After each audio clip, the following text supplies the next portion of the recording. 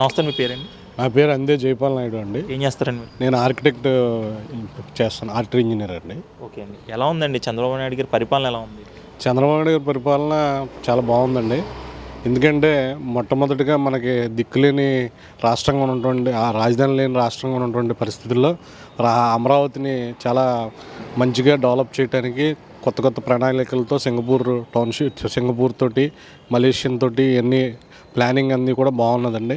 తర్వాత మధ్యతరగతి పేద ప్రజలకు మా పరంగా చూస్తే 100 గజాల లోపల ఉన్న వాళ్ళందరికీ కూడా ఫ్రీగా ఇళ్ళు నిర్మాణం ప్లాన్ లేకుండానే ఫ్రీగా ఇవ్వడం జరుగుతుందండి. అది చాలా మంచి ప్రవేశపెట్టిన దాంట్లో చాలా మంచి తీర్మానంగా నేను భావిస్తానండి.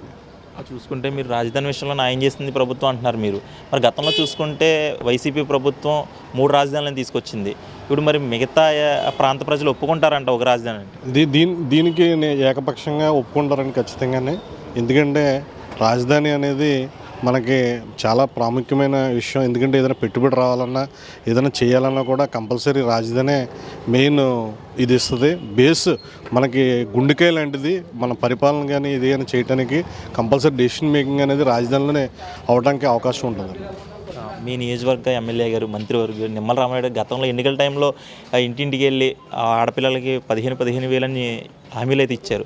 దాన్ని గవర్నమెంట్ వచ్చిన తర్వాత ఏ హామీలు నెరవేర్చలేదని చెప్పి ట్రోల్స్ అయితే చేశారు. మరి నిన్న క్యాబినెట్ మీటింగ్లో దాన్ని ఆమోదించారు. మరి ఇప్పుడు దాన్ని ఎలా తీసుకొచ్చారు? 100% హీఈస్ వెరీ డెడికేటెడ్ పర్సన్ అండి. మా ఎమ్మెల్యే గారు చాలా మంచి వ్యక్తి. ఆయన అన్న మాట ప్రకారం ప్రతిదీ కూడా నిరంతరం ప్రజల్లో ఉండి ఏం కావాలో అవన్నీ కూడా ఇచ్చే వ్యక్తి మా ఎమ్మెల్యే గారు. 100% న్యాయం చేశారు, ఇంకా కూడా న్యాయం చేస్తారని నేను భావిస్తున్నాను. అంటే ఈ ఎన్డీఏ ప్రభుత్వం వచ్చిన తర్వాత సూపర్ 6 అనేది పూర్తిగా విఫలమైంది, ఏమీ చేయట్లేదు. ప్రజలు మేము వాళ్ళ సమస్యలు విని ప్రభుత్వాన్ని పరిశీలించడానికి జనాల్లోకి వస్తాను జగన్మోహన్ రెడ్డి అంటున్నారు. దీన్ని ఎలా చూడవచ్చు సార్? ఇప్పుడు ఫస్ట్ ఏదైనా కార్యక్రమం చేయాలంటే మనకు కొంచెం టైం ఇవ్వాలి సార్ ప్రతి ఒక్కరికి.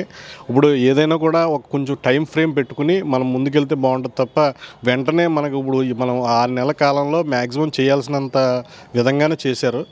కానీ మనం కొంచెం టైం ఇస్తే బాగుంటుందని నా అభిప్రాయం సార్.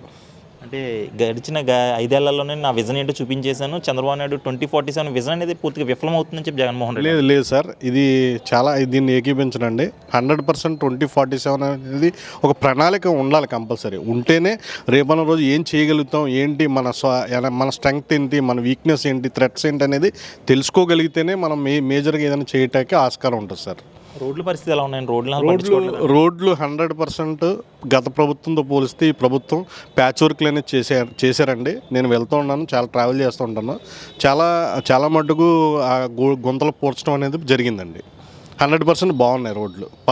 గత 5 ఏళ్ళతో పోలిస్తే ఈ 6 నెలల కాలంలో, గతించిన 2 నెలల కాలంలో బాగానే పూడ్చడం అనేది జరిగిందండి. ప్యాచ్ వర్క్ అనేది జరిగింది. మరి చూసుకుంటే రైతుల్ని పట్టించుకోవడం పూర్తిగా విఫలమైందని చెప్పి మొన్న 13వ తారీఖున ధర్నా కూడా చేశారు కదా డిసెంబర్లో.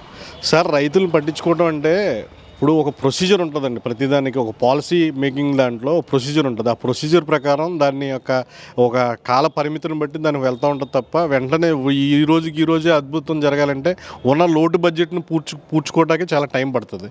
అలాగే దీన్ని చేయడానికి కూడా కొంచెం టైం తీసుకునే చేస్తారని నేను భావిస్తున్నానండి. చూసుకుంటే పోలవరం ప్రాజెక్ట్ వచ్చేటప్పటికి గతం ప్రభుత్వం 2020 అంది, 21 అంది, 22 అంది. మరి అప్పుడు ఎంత పర్సంటేజ్ అయింది? మరి ఈ ప్రభుత్వంలో అయినా అది పూర్తి అవుతుంది అంటారా? మా జలవనరుల శాఖ మంత్రి వర్యులు నిమ్మల రామారెడ్డి గారు 100% ఒక కార్య సాధకుడిలాగా ఉండి దాని కార్యదీక్షతో ఖచ్చితంగా చంద్రబాబు నాయుడు గారి యొక్క ఆలోచనకు అనుగుణంగా ఆయన ఖచ్చితంగా దాన్ని నెరవేరుస్తారు. అది కంపల్సరీ పోలవరం ప్రాజెక్ట్ అనేది పూర్తి అవుతుంది. ఆ నీళ్లు కూడా వస్తాయని నేను కంపల్సరీ భావిస్తున్నాను.